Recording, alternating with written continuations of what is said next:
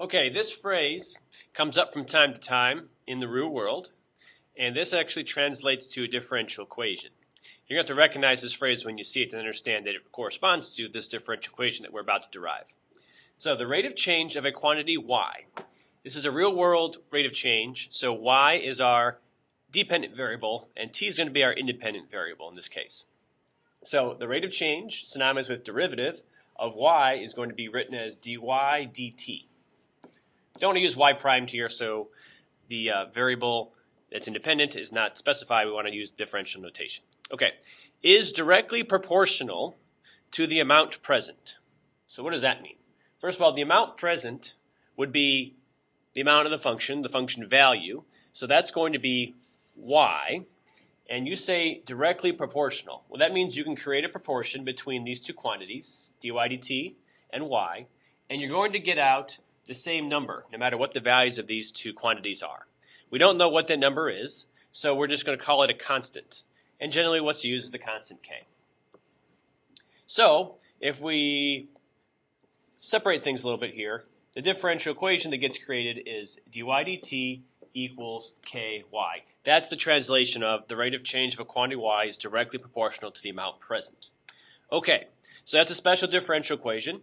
We have to recognize the words that create it, and then we're actually going to recognize what the solution is, so that we don't have to keep solving this over and over again when we encounter it. Okay, so let's go ahead and go about our business, our techniques here. Dy dt equals ky. We can separate and integrate, so dy divided by y equals k dt. Remember, k is a constant here. Okay, now we'll integrate both sides. Let's be careful here. The right side becomes k times the independent variable, which is t, plus my constant of integration, c. On the left side here, I've got the natural log of y, absolute value. In this situation, in these situations, y will always be a positive quantity.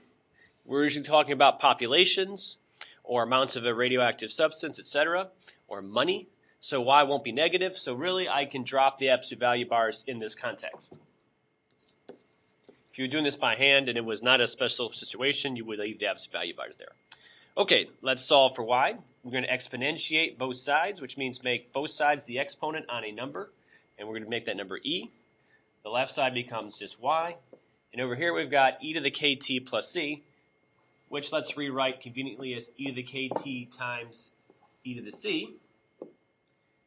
And we're going to recognize that e to the c is a constant, and we can call that also a constant, and we'll also call that c.